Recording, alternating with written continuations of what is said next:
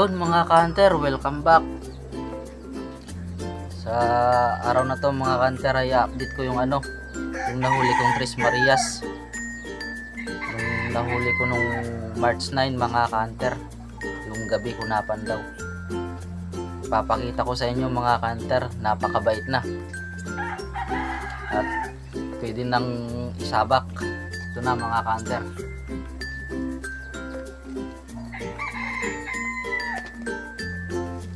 Matakaw na rin mga ka-hunter kumain.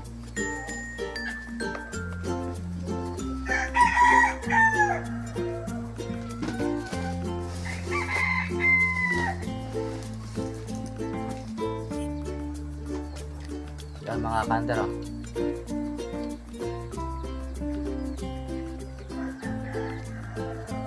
Ngayon ko lang na-update mga ka-hunter kasi sobrang busy.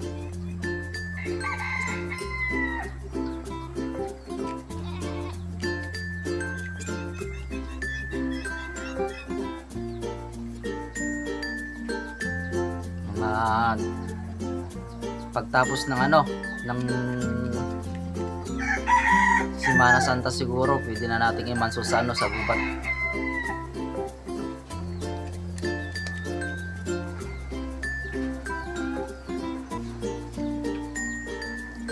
Ito yung ito yung pangalawang bahagi ng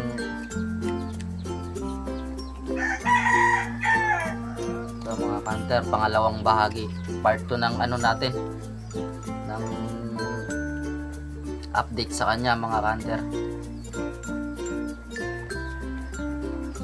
Ngayon ko lang naipakita mga ka-hunter sa sobrang busy. Mabait na siya.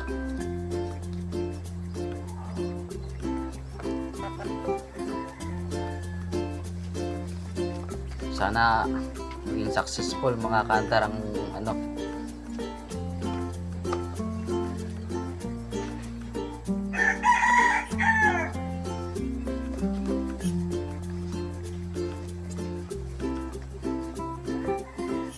pwede na tong imanso mga ka-hunter sa gubat.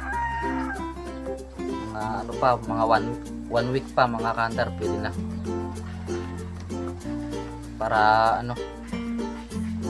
masanay siya sa bundok.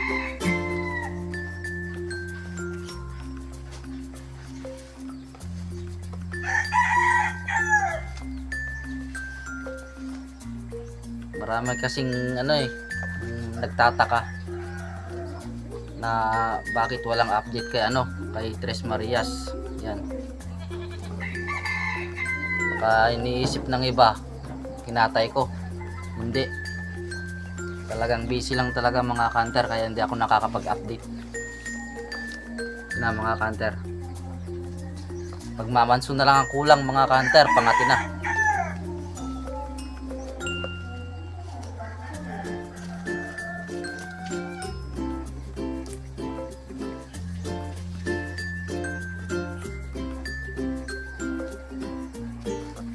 So hanggang dito na muna ulit mga ka-hunter. I-update ko na lang kayo kapag imamanso natin sa bundok. Paki-like, share, and subscribe na rin mga ka-hunter. Maraming salamat.